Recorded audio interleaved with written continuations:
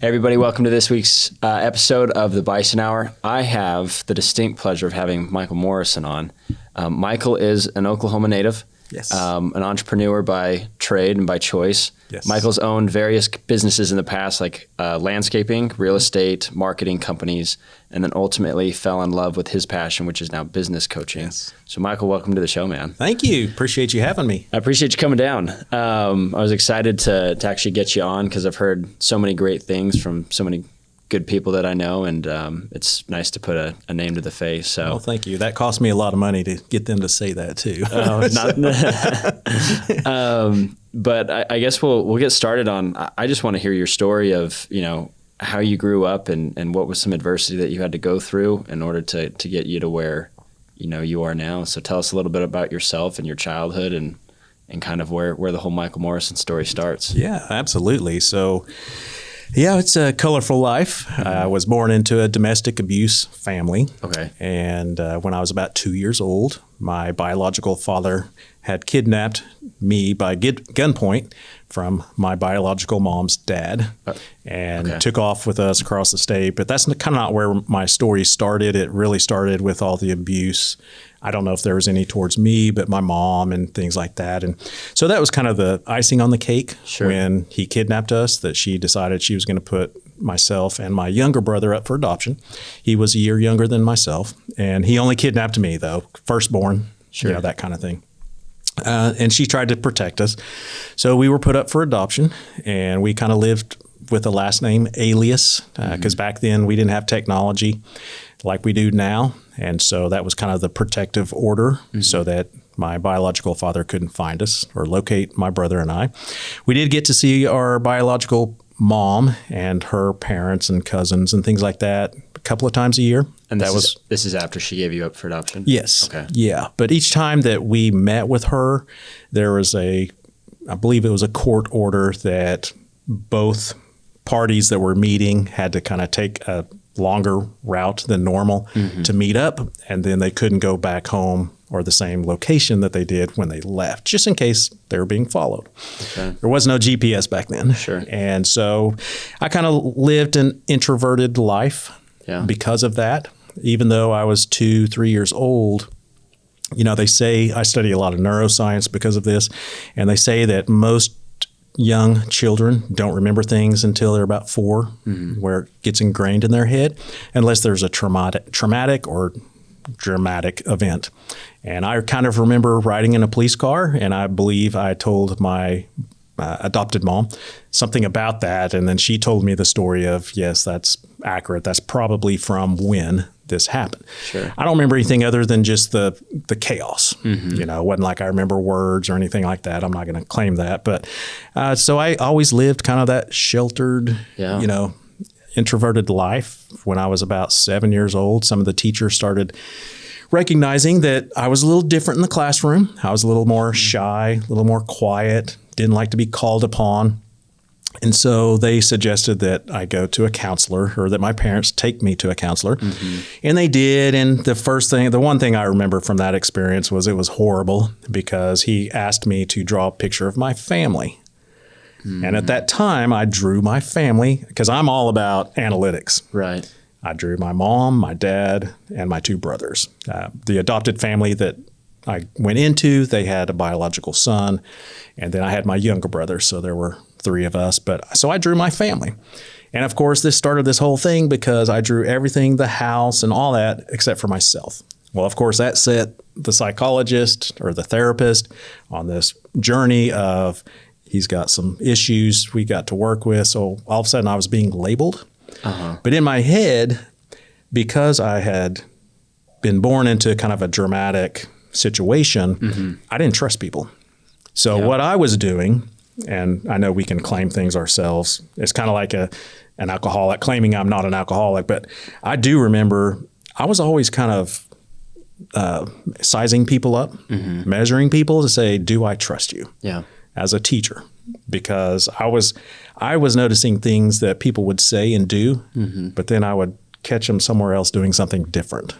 And so it was kind of living this double lifestyle, which, if you recall, I was living a double lifestyle because we were being protected from my biological parents or father. So I kind of went through that. I was a C average. In fact, if I got a C plus, if I got a B minus, I was on the road to scholar. Stoked for that B minus. I was a scholar. So that's just the lifestyle. And then kind of my scapegoat was sports.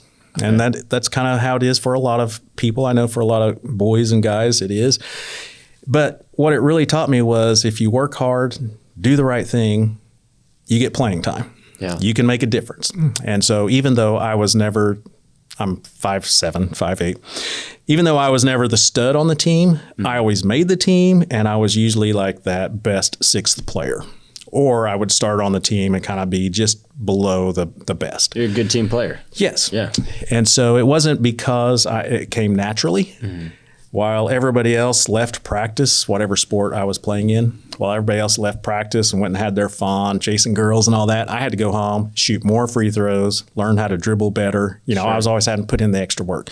So that's kind of where my work ethic came from, that lifestyle. And then got to college. Obviously, that wasn't for me. Probably dropped out. I'm probably the only person with a 0.0 GPA because when I was growing up in my adopted family, we were a church family. And so my mom was the administrative assistant to our senior pastor. Okay. So we were at the church all the time, which there's nothing wrong with that. But as a child, all of a sudden it was kind of being not forced, but to me, we got to go to church. We got to go to church. Right. I love church now. I'm a believer. I believe in God, all that stuff. But when you're a child, it's not as much when you're going every Sunday morning, Sunday night, Sure. Saturday, Wednesday, blah, blah, blah. So kind of living that sheltered life. When I got to college, I was like, the world is my oyster. Let's explore. So I did. The bright lights and flashing Oh, things. yeah. And, No curfews, all that stuff. So that's contributed to the 0.0 grade point average. And then life started, then you have to start adulting. So that's kind of a little bit about my younger life.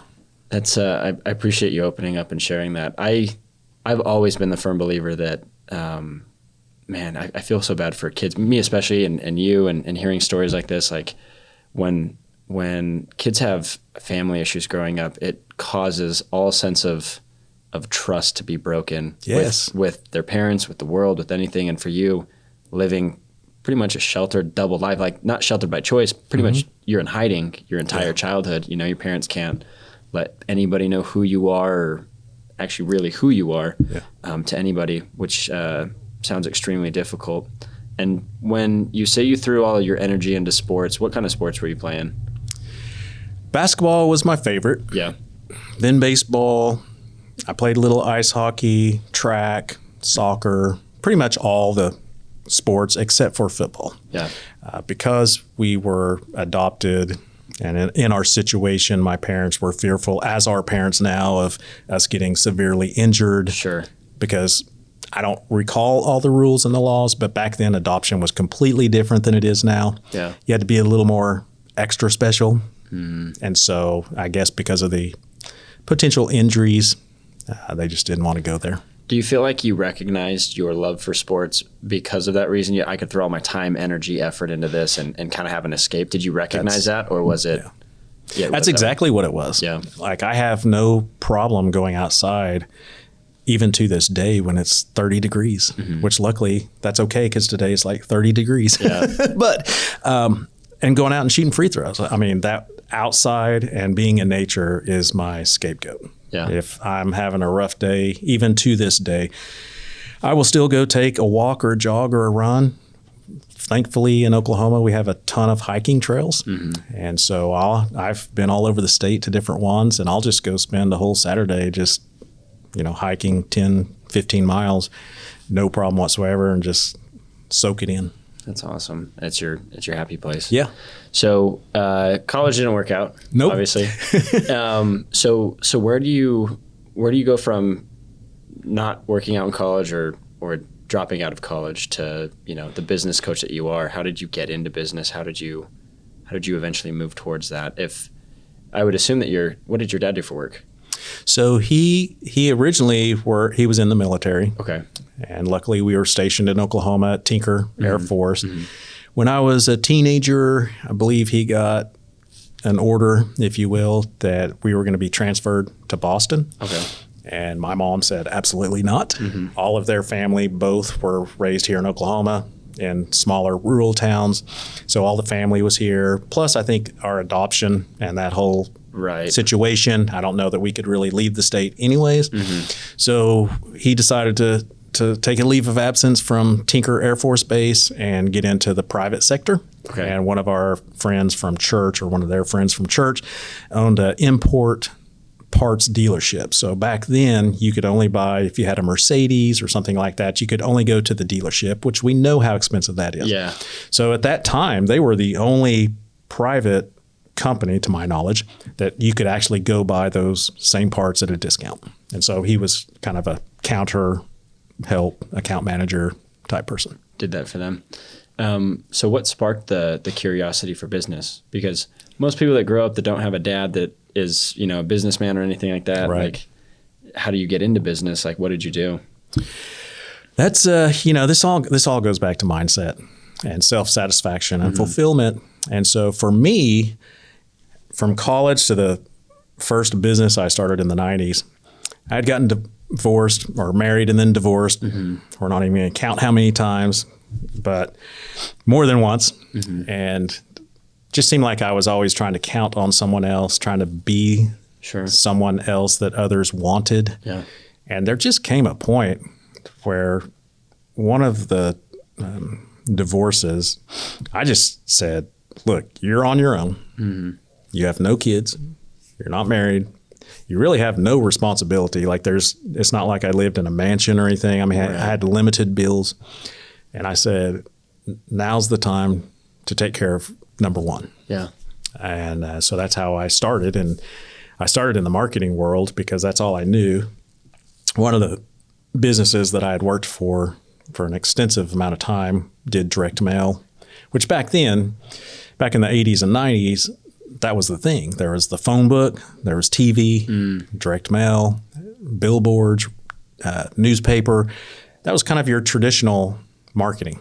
And so direct mail is what I really knew. But I wanted to take it to another level because most of the companies back then, they were very exclusive to, you had your direct mail companies, you had your printing companies, you had your graphic design people. Everything was individualized.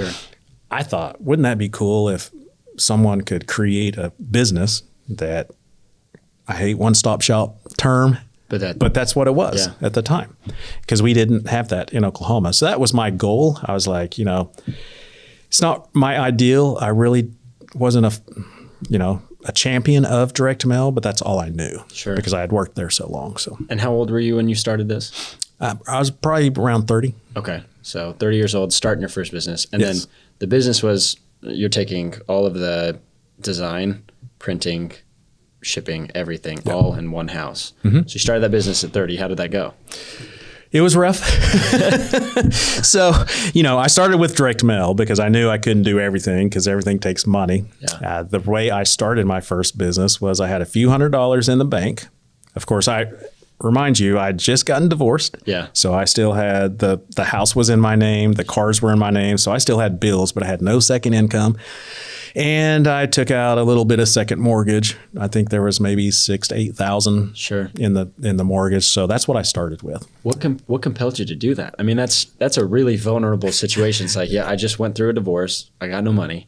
I got obligation and bills. Most people that I know would just be like, I got to find a good paying job with good benefits so that I can just cover my lifestyle. What made you throw caution in the wind and be like, you know what? I'm going to double down on myself, like remortgage my home, pull out some money, and then go start a business? That's a good question. I don't know the real answer at the time, but looking back, I think a lot of that had to do with proving myself right again. There were, being the introvert in school, you get made fun of, you get bullied. I was never beat up, thankfully, but there were times like in an accounting class, I remember being a sophomore or junior, where the teacher had gone around asking the typical question, what do you want to do when you grow up? And there's the typical fireman, a teacher, accountant, doctor, and all that.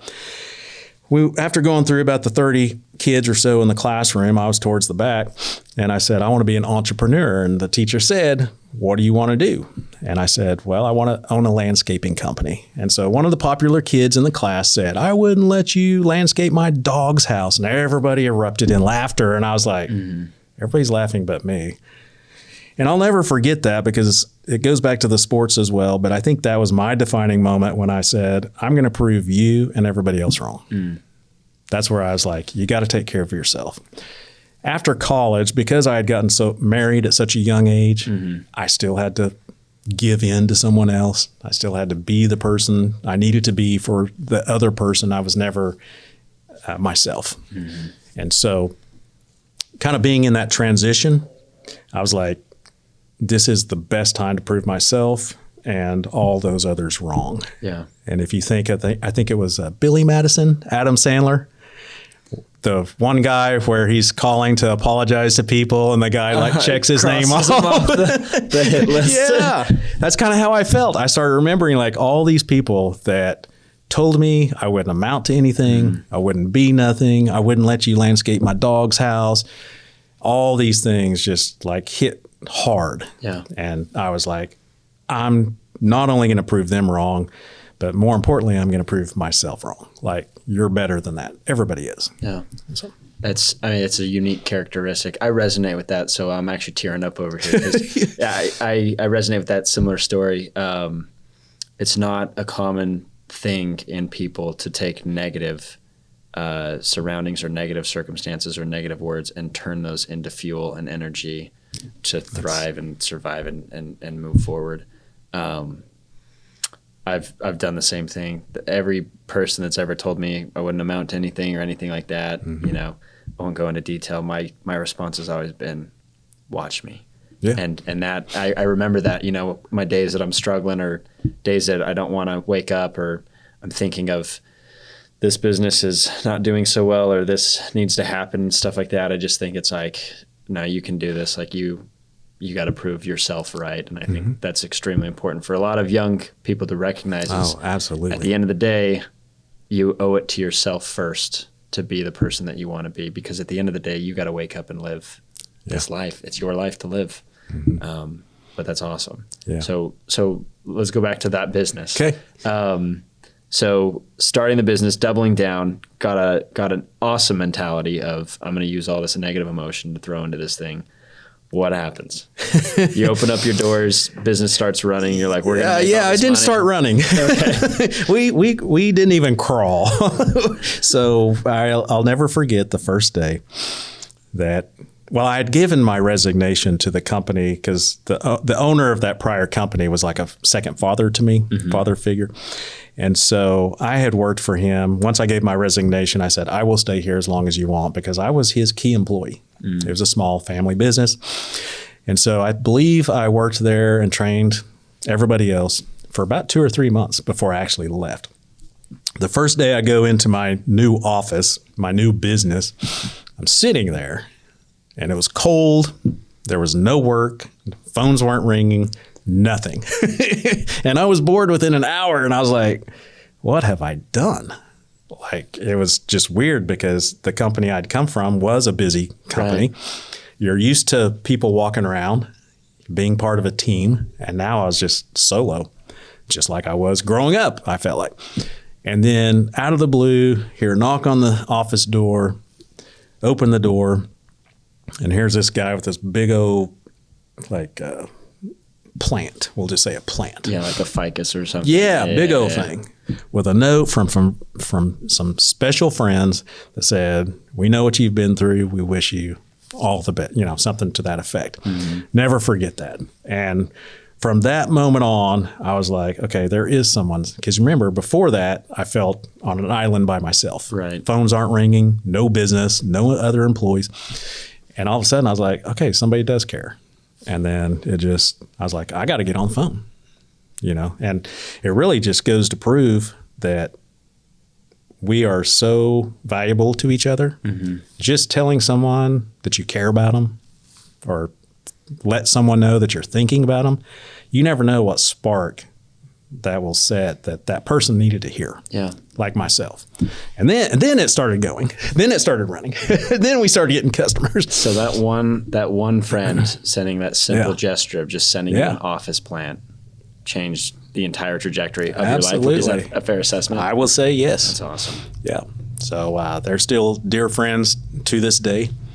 And but we got started on the business, and the first couple of years was really rough. It was fun. It was like a honeymoon. I would say it would be more challenging to do something like that today. The only reason is because back then we didn't have technology. In fact, when I founded my first business, I don't believe Google was even founded yet.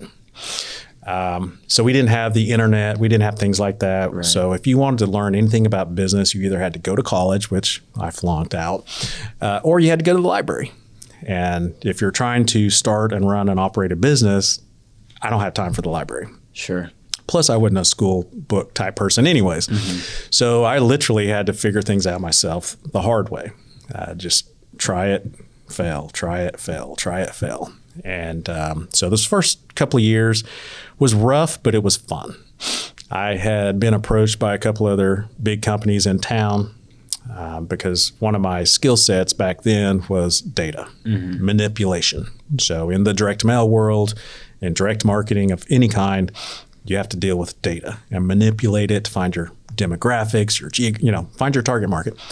And so within that first year or two, even though things were a little rough, I kept getting encouragement because a lot of the big companies in this region were reaching out to me saying, "Hey, how's that going for you, that business thing?"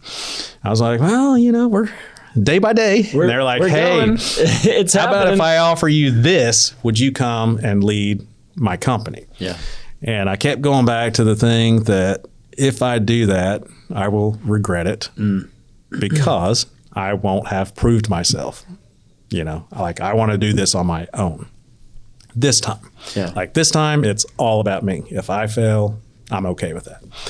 But I don't want to keep living someone else's dream or contributing to their paycheck or their bank account. Sure. That kind of stuff. So I turned those down. But really, in all honesty, those companies continued to give me fire because, again, it was someone reaching out that I had no clue they were even thinking about me. Yeah. And I was like, if they have confidence that I can come over there, I should be able to figure this out. Yeah. Really thinking, what are you capable of if everybody else is like, hey, this guy is killing it. He's making moves on his own. We got to acquire him. Yeah. And to hear that, that's definitely fanning the flame. My wife's uncle, he owns a few businesses, but he told me a story a couple of years ago where he got a random call one day and just a random number picks it up. And the guy on the other line's like, "Hey, is this so-and-so?" And he's like, "Yes." And he's like, "I want to buy your business." And he's like, "Well, it's not for sale." And he's like, "No, I don't think you understand. I want to buy your business and I'm willing to offer you, X amount for it." And he's like, "Well, like I said again, it's not for sale." And he was like I said, I want to give you this amount plus this and keep you on still.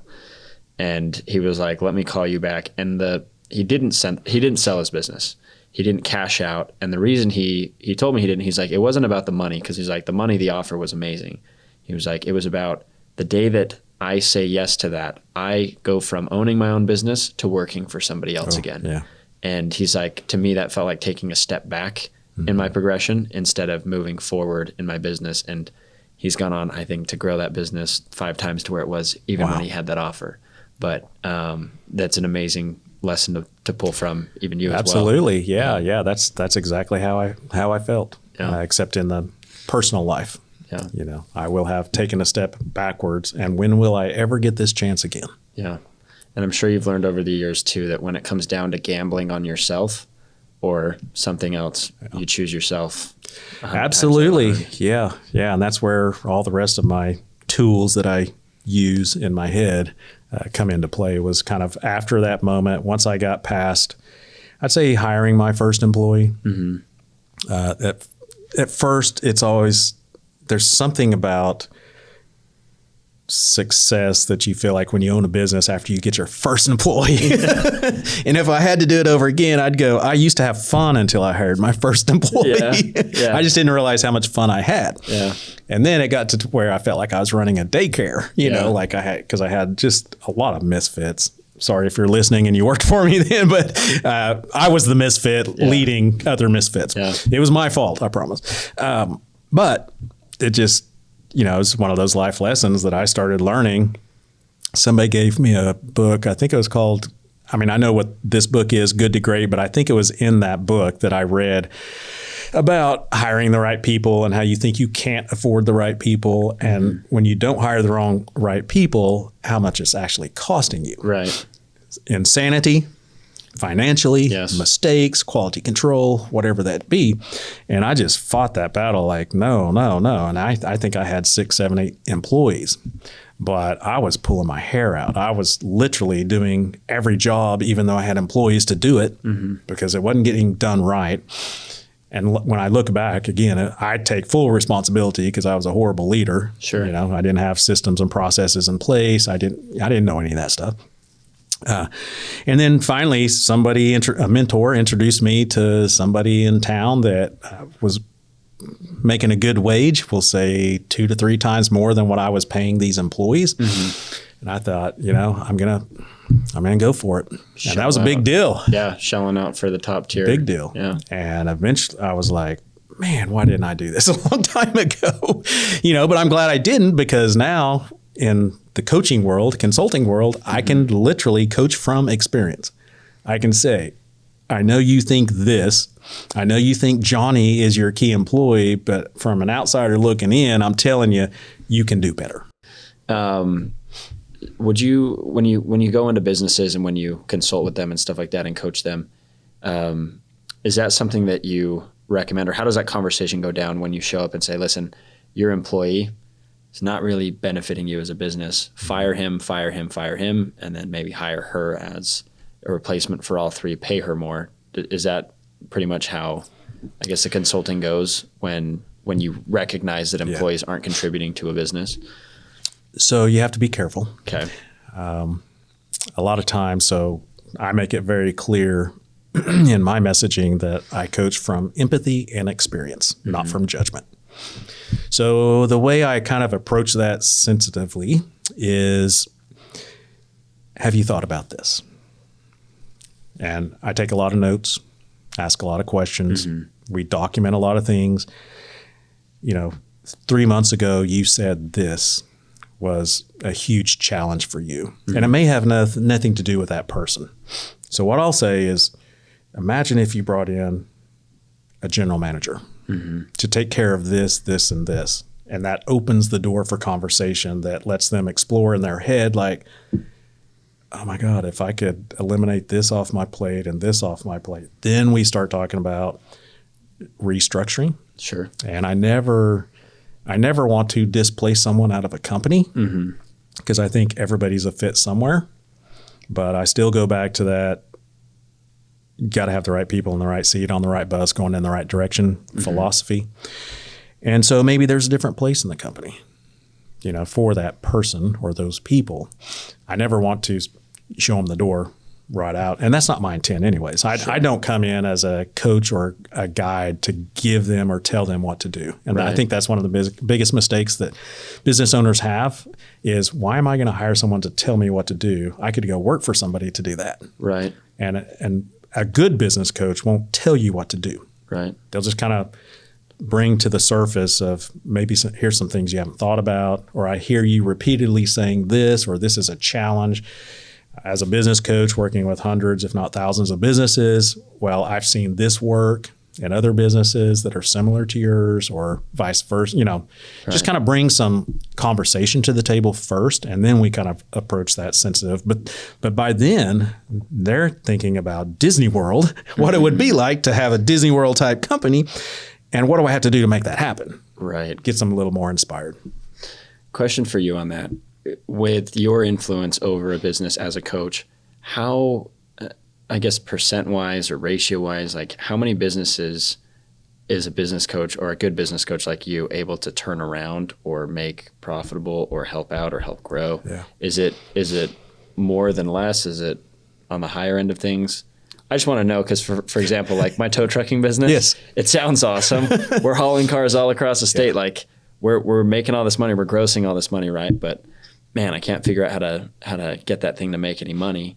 And I've considered bringing in a business coach, and my first thought is apprehension because I don't want to have somebody else come in and tell me how to run my business. Like Absolutely. I'm smart, I'm intelligent, stuff like that. But the thing is you're in your 50s. Mm-hmm. Yeah, I'm 28. You have 22 years of experience on me, if not more, in the game. And it's like, why wouldn't I reach out to somebody like you? And for any business owners or entrepreneurs listening to this, like, I guess, what is your opinion on hiring a business coach from a business owner standpoint, not a business coaching standpoint? Because obviously you're going to sell yourself to everybody. So my response to that is, as business owners, because I'm still a business owner, Mm-hmm. I own this consulting business. There's Right. 13 coaches and other staff that we have. My response to that is we don't know what we don't know. Business coaches, myself included, I have a business coach that's been where I haven't been. Like one of my mentors is still my original business coach from the first one that I had 15, 20 years ago. Mm-hmm. So I will never be without a business coach or mentor because there's always someone that's been where you haven't. And why should I have to do like I did the first 2 years in my business and try to figure things out when somebody else has already figured out the basics? Mm-hmm. Here's the things not to do for sure. Yeah. And then here's the things to consider. And then here's kind of some best practices. Here's kind of what's the trend in your industry. Have you considered this and that? And I'll welcome those things all day just because I remember the first few years how much I struggled and how much further I could have been ahead had I had just someone holding my hand a little bit. Yeah. Let me make the final decision. Let me get on board. Let me buy into it. But I welcome the opinions, the outside perspective, Absolutely. stuff like that. Yeah, I think it's good. Sometimes as a business owner, I feel like you can get tunnel vision and everything could seem like it's all sunshine and rainbows, but in reality, it could be the worst decision that you're making. Yeah. Right. And it's good to have somebody with that perspective. So going back to the printing business. Okay. Let's segue back to that. Sure. So what happened with that business? So you finally start hiring your employees. Yeah. Things start taking off. It's a mixed bag or just a circus of people working for you. Yeah. And where did that business turn for the good or for the bad? Yeah, so we'll focus on that business only because each business I've owned has its own little story. Sure. But I think that one right there could be a good lesson Sure. for many business owners. Of course, once things got rolling, we had a staff of about 10 to 15, hitting the 7 million mark, Awesome. just right below that. That doesn't mean I was making a profit, Yeah. but it was still cool to say You're $1 million generating business. Yeah. I consider business partners because I had run out of bandwidth, and I was just stuck. It was like every single year we were making $900 and something thousand or whatever it was. I mean, it was just right at the million. And my goal, my drive was to hit that million. And for most business owners, that's what it is. A lot of them. I don't know why, but now my target is to make a profit. Yeah. But back then it was to hit $1 million. So, going back to those people, I was like, I can't do this alone. I've tried to hire a general manager. I've tried to hire somebody that's at least vested mentally like I am. Mm-hmm. Just can't find anybody. And I don't know if that's still true to these days, but back then it was. But we also didn't have the internet to, like Indeed, to hire people. I mean, you had to find those people. And so it was a little more difficult. But so I considered business partners. And shame on me, because it was like anything else. I was like, I'm just going to do this. I didn't do my due diligence. I brought on a few partners.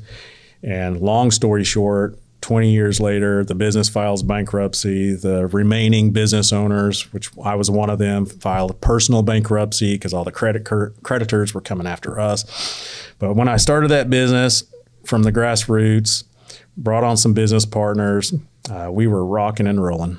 And we were multi up to $10 million company, 70 plus employees. So a good sized company. And then like most business partnerships, people start thinking their own little agenda.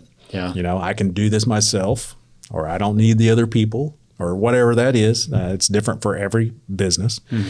And so the business imploded. So you said you guys were in business for 20 years. Yep. So a 20-year business going bankruptcy, that's not, in my knowledge, that's not too common, is it? No. Small businesses? Well, actually, it's probably more common than you think, because not for this same reason, Sure. but for other reasons. It could be it's a family business. Okay. I've yet to see a business that lasted past a third generation. The reason being is because the original founder, they've got the heart. They started it. They've got the sweat, blood, tears. The kids, they watch their parents sweat the blood and the tears. So they have a little bit more passion. But then when it comes to the grandkids, and this isn't every business, but it's almost most businesses. Sure. When it comes to the grandkids, it's like, well, grandpa left that for me, and that's mine and mine and mine. And then you start getting into this battle. And of course, the business, the passion, the purpose behind it gets left behind. It's more about the money. So eventually what happens is the company either gets put up for sale, or somebody buys somebody out, or like some other businesses I've worked with, somebody starts suing somebody else. Sure. And it just gets a tangled mess. But third generation is typically about as far as a first generation business can last. Gotcha. For that reason. Yeah. So if you don't mind me picking your brain on Sure. this, what kind of thoughts and feelings were going through your mind after owning and running a business for 20 years, having a completely terrible outcome to that business of having to not only file bankruptcy for the business, but file personal bankruptcy? Yep. That's a low point in life. I mean, for somebody that already came from such a low point to building a business, blood, sweat, and tears, I know for a fact blood, sweat, and tears went into that over 20 years to all of a sudden hitting that bottom again. Tell us about that, and then tell us about how you climbed out of that. I want to hear the story. Yeah, I don't know if it's as good as it sounds to me, but for me, I went back to the mentality of, you've done this before, you can do it again. Yeah. And one of my mentors, even though I didn't really need to hear it for confirmation, he took me to lunch one day and he said, I have no doubt you will be ahead of where you've ever been in life. And I said, I've got this drive to prove myself. It's not an egotistical drive to make millions, or it's just to prove myself I can do this again. I've come out of failed marriages ahead. Like everything that knocked me down, I went higher every single time. And what he said was, I have no doubt that you will be more successful than you've ever been coming out of this because of this, this, and this. And I said, why do you think that? And he said, because you've been there. You know what to do. And his marching orders, we were at lunch, and he said, now go do it. I was sitting there like at lunch, like we're still like eating beans and rice. He's like, no, go. And I was like, okay, marching orders. I took off. And so I did. I go back to, because I'm all about neuroscience, the synapses and how everything's connected, how you can rewire your brain and all this stuff. And so I was like, you know what? I just need to rewire my brain, let bygones be bygones, if you will, and just realize that this is out of my control. So that last 5 to 6 years of that business was the most miserable time of my life with that business. But it was out of my control. Waiting on an attorney to do this, waiting on the judge to do that, filing this, filing that, depositions, back and forth, just a bunch of garbage. One of my very well successful mentors, he's hundreds of millions of dollars of worth. He's told me, he said, you need to raise the white flag. You need to give in.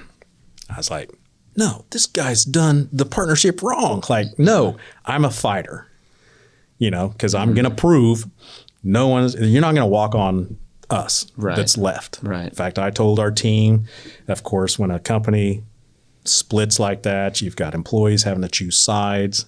You've got employees going, I'm not putting up with this. I'm It's a just going to divorce. go somewhere else. Yeah. Yes. And I did for business owners, I will say this.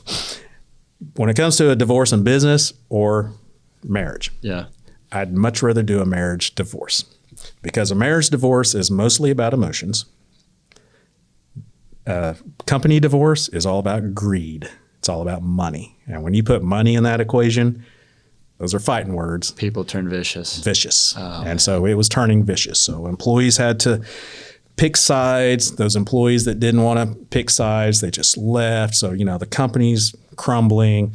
You've got customers leaving, because word's getting around town, something's going on. They see one of the partners is over here starting his own business and they're all, scrambling. And at that time, we were the biggest company in town that did what we did.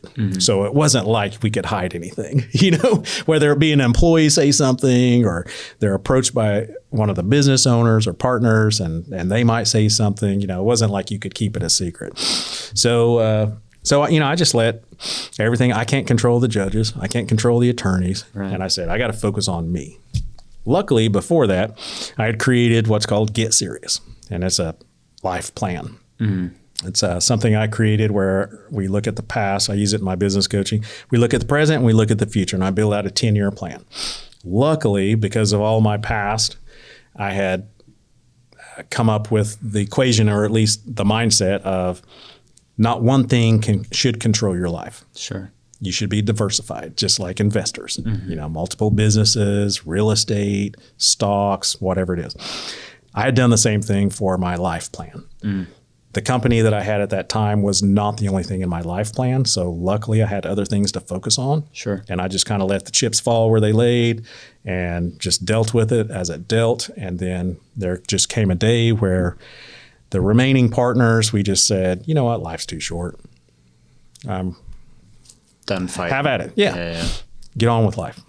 Yeah. And so and go create it again. Yeah. What I didn't realize was, like I said, I'm a man of faith, and I just think that was one door that God said, I'm going to shut this thing for you, so you go do what you're supposed to be doing, what you enjoy. Yeah. And even though at the time, kind of shortly after, I wasn't making near the income or revenue that I was accustomed to, I was having a lot more fun. And I didn't even worry about the money. Like, we had groceries, we still had a house, we had cars, we had family. The things that were real important, when that all split up, when that went down, figured out who your real friends are. Yeah. I had some friends that would still take me to lunch, and they take me to expensive lunches. And in my head, I'm like, let's see, I wouldn't be taking someone like to flash. Yeah. You know what I mean? I don't want to see your assets, your jewelry boxes. And that's basically what they were doing was, this is how good my life, you won't believe we landed this big account and all that. And in my head, I was like, again, I'm sizing people up like I did when I was a child. So it's this whole life journey. And so I started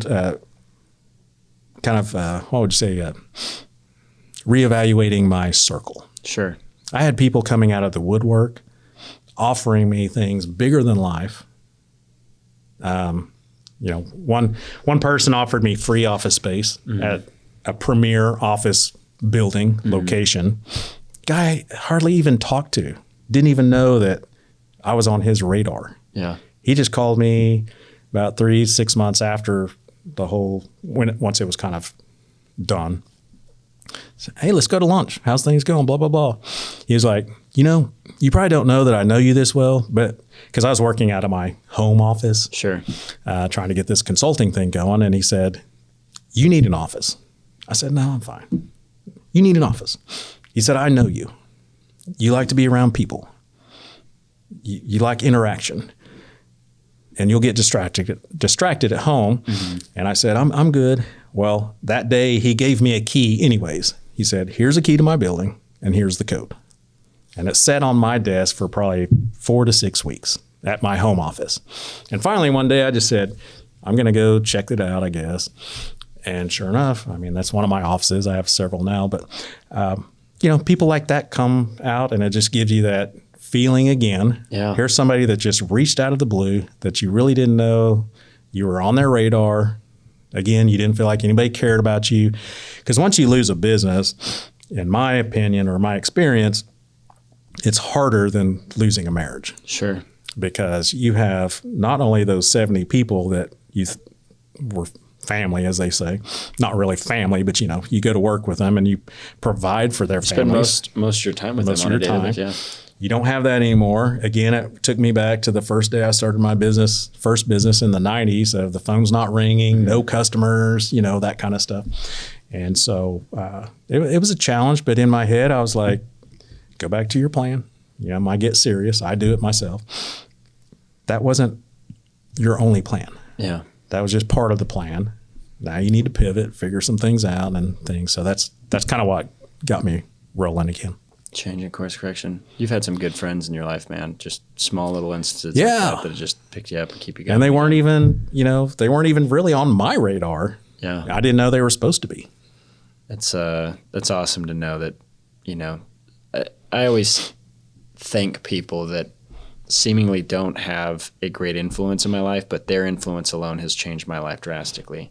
Yeah. Right? Like I just reconnected with the high school hero of mine and he didn't even remember me.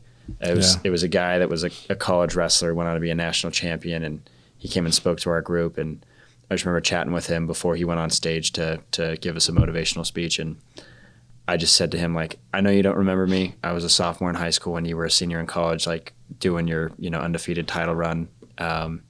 But you used to come into the room and used to teach me. And I was like, you taught me all of the moves that made me good at wrestling. And I want you to know, like, your story was so inspirational to me that, it's one of the key reasons that I went and worked so hard and overcame a lot of adversity and stuff like that. Like I think about you often, and this guy doesn't know who I am, but I just said, I want to thank you so much for your influence in my life and what it's done for me. And, to him, something small interaction with high school kid, but for me, it's life-changing. Yeah. For you, it's, I'm going to send my buddy a plant, and you get that plant and you're like, okay, I'm going to rock and roll. And then years later, business goes bankrupt. Your buddy hits you up and is like, I have some office space for you. We need to get you back on your feet. And something like that can be so inspiring. It just shows that there are good people out there, but a little bit can go a long way in somebody's life, and you never know when. And it's never the things that I've experienced myself, because I have a lot of similar stories like that, but it's never been about money. Yeah. Yes, there was a value. Somebody had to buy that plant. Yeah. There's a cost to the building, but it was never monetary. Yeah. It was always kind of like Bob Burke's book, The Go-Giver. Mm-hmm. It's kind of like people giving and not expecting anything in return. Yeah. That's kind of what all those experiences were. So when somebody believes in you, when you're having a tough time believing in yourself, that makes you want to believe in yourself again and slowly gets you going. It's awesome. Okay, so from having amazing friends that hook you up with office space, you show up, you start working out of there. Is that where business consulting started, or how did you get into the profession that you're in right now? That's where the charging for business consulting started. I had originally started about 10 years earlier on the encouragement from my original business coach, mentor, because he told me, because I wasn't fulfilled. At that time, the businesses were rocking and rolling, and I was like, but I don't feel fulfilled. Like, I still feel like there's something missing. Sure. And so he was the one that kind of encouraged me. Have you ever thought about a business coach or being a business coach? Because one of your biggest differentiators is you've actually owned a business or two or three or four. Some have failed, some have been successful. This was before the bankruptcy. And so I found that kind of hard to believe. I was like, a business coach that's never owned a business? And sure enough, there's a lot of them. But so I started doing it as a philanthropy, like giving back. Sure. Because at that time, our company was a multi-million-dollar company. We were being recognized as one of the 50 fastest growing companies in Oklahoma, privately owned. Right. I was being asked to speak at different civic organizations. Everybody wants to know your secret to success. Right. It's hard work, people, and taking action. That's all it is. But anyway, so I was being asked to do those. But while I was doing the philanthropy side, I was getting frustrated. That only lasted about 6 months. And this is you going around just speaking about, this is what I do at my business for free, right? Yeah, yeah. Well, and I was taking one-on-ones. So here, some of these coaches we had paid over an annual period of time, let's say $70,000 to $100,000 in fees, Right. between the coaches. And some of them came to our place for our team. Some worked directly with us. But there were years we spent over $50,000 in some kind of guidance or outside coaching. And so I thought, man, if I go out and talk to these people that were like me in the 90s, that had zero funds, and if I could just help them get a leg up, get a boost on this incredible information that they don't even have to pay for, man, how much better our society, how much better more businesses will survive. The problem was people don't do anything with free information. Yeah. So I was getting frustrated because they weren't like every time we would meet again, one-on-one, face-to-face, Sure. they hadn't done anything. You know, they hadn't taken action on things that I was providing or whatever, which was fine. I wasn't forcing them to, Sure. but I was like, okay, this is a waste of time. Right. I still have other businesses I'm trying to run, and these people aren't doing anything with it.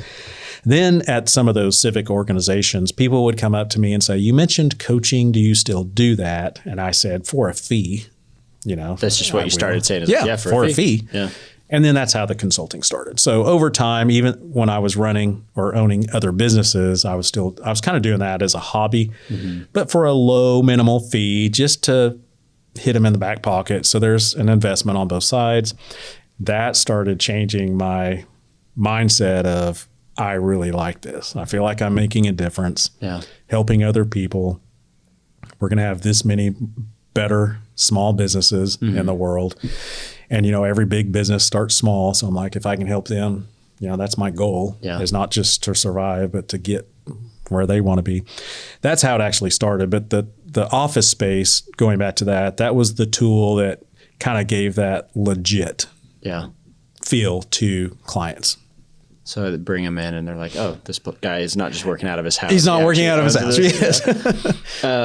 You mentioned something about how you giving out free advice as somebody who's well versed in the business world as a consultant or just as a philanthropist giving advice out. No one listens to that. Right. What's interesting is when people pay you money, they're taking down notes probably. They're probably taking, I mean, your word is gospel. Why do you think that is? I honestly don't know, because to tell you the truth, I would say, I think you had asked this either off camera or earlier. The percentage of businesses that thrive that we work with, I would say a third of those fail. Okay. And the only reason is they don't do anything with the info. Still, even though they're paying for it. They're uncoachable. They're uncoachable. Yeah. They're unwilling to change. They think they don't have the time. Yet I see them on social media all the time. Yeah. Not business related.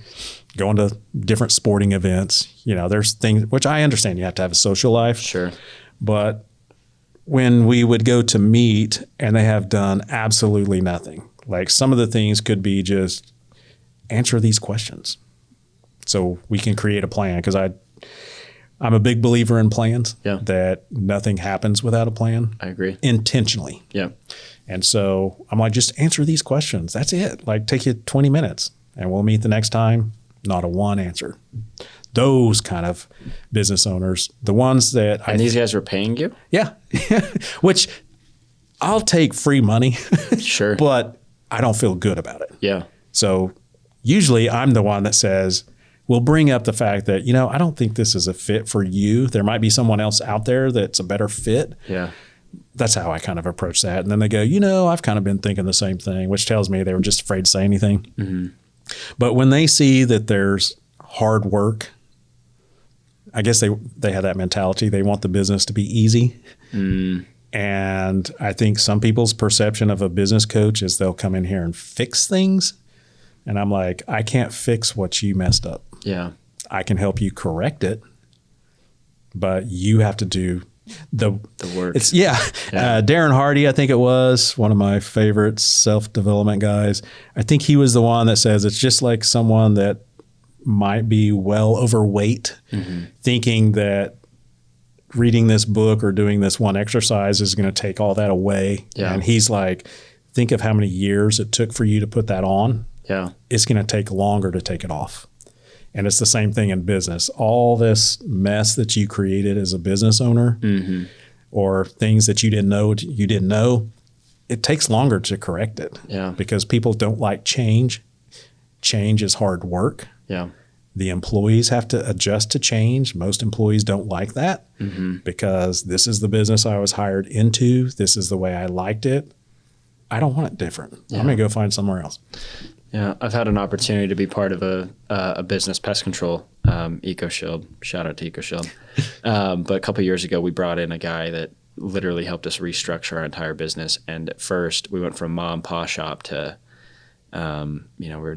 we're turning into this massive national brand now. And Congrats. it wouldn't have happened if he didn't come in and help us restructure stuff. And there were some growing pains there. Just like you said, we had to redo a lot of things, a lot of our systems, a lot of our processes. We've lost a lot of people along the way too that just weren't fit for those. But we are such a more solid and strong company because of that. And I think it's interesting that people will pay you for advice, not to take it, ultimately to have their business fail. So let's get into what you do in the day-to-day. Now, what does the average life for Michael Morrison look like? It varies, and I like it that way. So I have two companies. Okay. One is just my personal one-on-one coaching. So that's michaeldmorrison.com. That's where I work one-on-one with the business owner. And then my other business it aligns. Yeah. It's similar, but it's a little different. It's where we try to meet the business owner where they're at. And so we have, like I said, 13 coaches that are very niched. Yeah. One is a CFO type, one is a franchise. And these are people like myself, like they've been there. Sure. They don't just read a book and teach you whatever, but they're very niched. Culture, leadership, whatever it is. So you have a guy come in, let's say, hey, I have a business coach that his specialty is in sales. He's going to show up and help teach you guys how to have a better sales program. Correct. Or the business he's owner. a CFO. He's going to teach you guys how to clean up your finances, and that's awesome. Yeah, we have that. So it's called BOSS. It's businessownershipsimplified.com. Okay. And so you can go there and you'll see we have podcasts, we have online courses, which are a fraction of we still teach the same thing. It's just an online course. And then once they've watched that, invested in it, if they still have questions, they can hire one of our niche coaches for a discount to answer those customized questions they might have. We have networking groups for small business owners only. I know a lot of networking groups around different cities. They're getting filled with agency owners, MLMs, things like that. Well, most small business owners want to hang out with other small business owners. Yeah. And what I have found is most small business owners, they're not really there to network for business. They're there for education. Like, I want to talk to you about your challenges, and let's go have coffee and be a mentor to each other, or educational advice, whatever. And then we have our coaches. And so we have a lot of different things on there. My end goal, I talk about visions. My end goal is to kind of be the Amazon for small business owners. For the simple fact that I have elderly parents. My mom's passed away. My dad's still alive. We all hear about elderly being taken advantage of. And being a small business owner, especially being vulnerable back in my early stages, business owners are taken advantage of. Because I still go back to, we don't know what we don't know. And most of us, if it's an area that we're not educated in, we will buy the bling.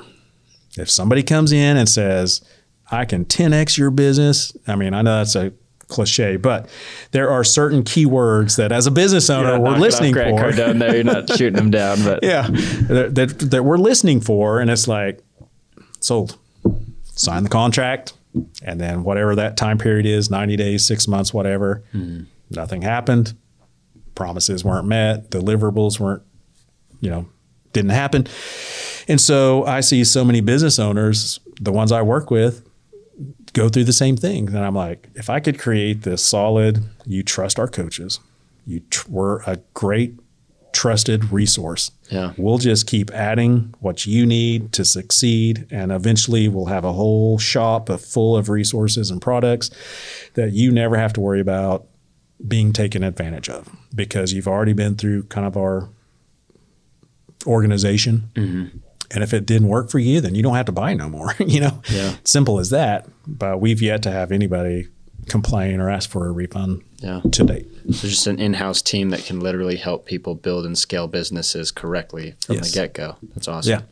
So we like to say we help small businesses build a real business, because if you think about what I said earlier, I thought I would have a real business once I got my first employee. I hear small business owners say, hey, once I get a brick and mortar and not working out of my house, I'll feel like I have a real business. So that resonates with people like that. If someone's happy at home, working from home, that's great. Yeah. That's not who we help. We help the people that there's some more levels they want to accomplish. Sure. Yeah. It's funny that you say that, because owning a real business is not as fun or as glamorous as it seems to be. And like you said, it's like, I'm not in the business either of producing all this revenue. I'm in the business of making money. And if it doesn't make money, it doesn't make sense. Right.